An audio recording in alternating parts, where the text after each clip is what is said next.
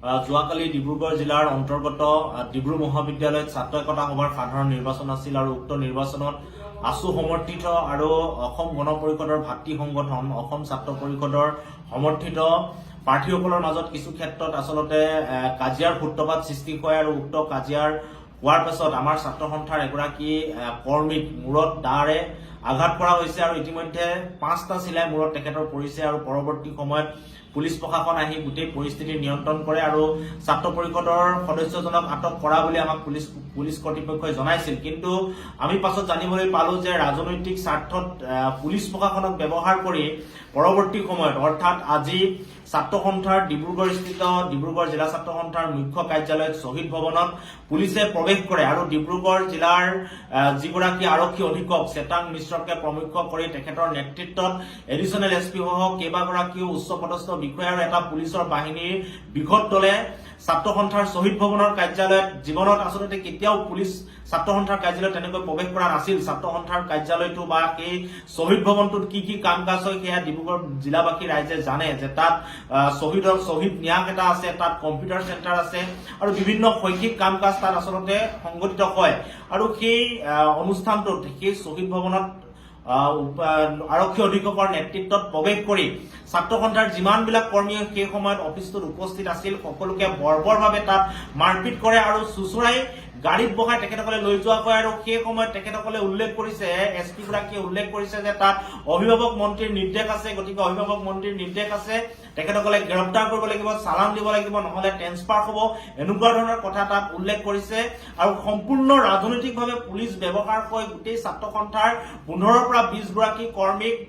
প্ৰহাৰ কৰি তাৰ পৰা তেখেতসকলক কৰায়ত্ব কৰি থানালৈ লৈ গৈছে আৰু আমি জানিবলৈ পোৱা মতে থানাৰ ভিতৰত আৰক্ষী অধীক্ষকৰ নেতৃত্বত আমাৰ ছাত্ৰ সন্থাৰ কৰ্মীসকলক বৰ্বৰভাৱে তাত আক্ৰমণ কৰা হৈছে, মাৰপিট কৰা হৈছে আৰু ছাত্ৰ সন্থাৰ সেই শ্বহীদ ভৱনত যিমানবিলাক মটৰচাইকেল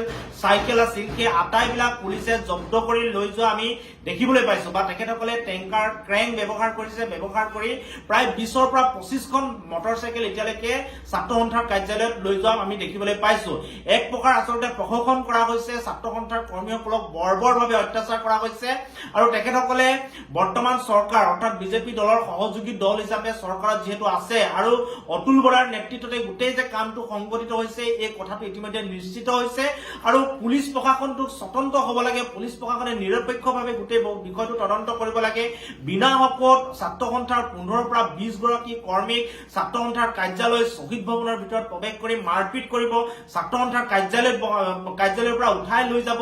আৰক্ষী থানাৰ ভিতৰত নি পুনৰ মাৰপিট কৰিব পঢ়ি থকা ছাত্ৰ ছাত্ৰীসকলক। এই কাৰ্য কেতিয়াও মানি লোৱা নহ'ব। আমি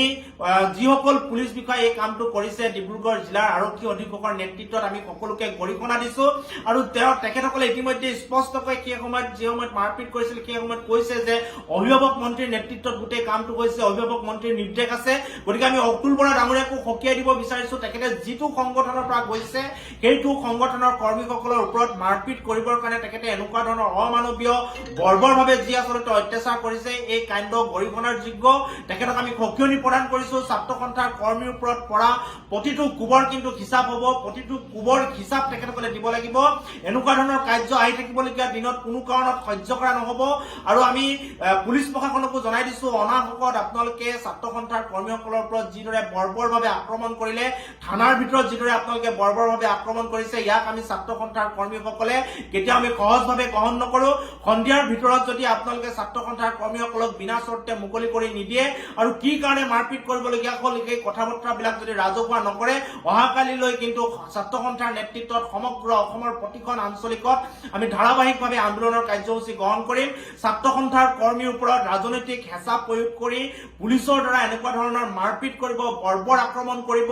ৰাজহুৱাভাৱে আমি নিৰ্মাণ কৰা শ্বহীদ ভৱনৰ ভিতৰত প্ৰৱেশ কৰি অনাধিকাৰ প্ৰৱেশ কৰি তাত মাৰপিট কৰিব, প্ৰশাসন যন্ত্ৰটোক ৰাজনৈতিকভাৱে ব্যৱহাৰ কৰিব, এই কাম কাজ কেতিয়াও সহ্য কৰা নহ'ব আৰু অসম গণ পৰিষদক আমি সকীয়াই দিছো। এসময়ত অসম গণ পৰিষদৰ প্ৰতিজন নেতা কৰ্মী কিন্তু ছাত্ৰ সন্থাৰ পৰা যোৱা আছিল গতিকে এই মাতৃ সংগঠনটোক আপোনালোকে যি ধৰণে ব্যৱহাৰ কৰিছে এই কথা কিন্তু আমাক মনত দুখ দিছে অনাগত দিনত ইয়াৰ হিচাপ কিন্তু আপোনালোকে পৰিশোধ কৰিব লাগিব আৰু কোনো কাৰণত ছাত্ৰ সন্থাৰ কৰ্মীৰ ওপৰত বিনা কাৰণত যিসকলে মাৰপিট কৰিলে প্ৰতিটো কোবৰ হিচাপ ছাত্ৰ সন্থাৰ কৰ্মীয়ে ল'ব এই কথাটো স্পষ্ট আৰু অতি শীঘ্ৰে বিনা চৰ্তে যিসকলক তেখেতসকলে কৰায়ত্ব কৰি থানাত আবদ্ধ কৰি ৰাখিছে সেইসকলক মোকলাই দিবৰ কাৰণে আমি আহ্বান জনাইছো অন্যথা আমি সদৌ অসম ছাত্ৰ সন্থাই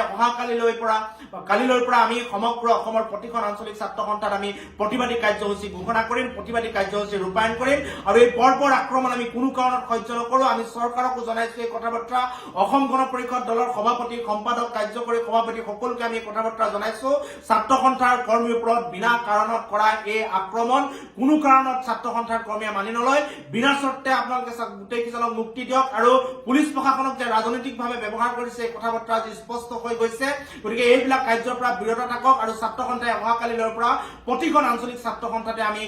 প্ৰতিবাদী কাৰ্যসূচী ৰূপায়ণ কৰিম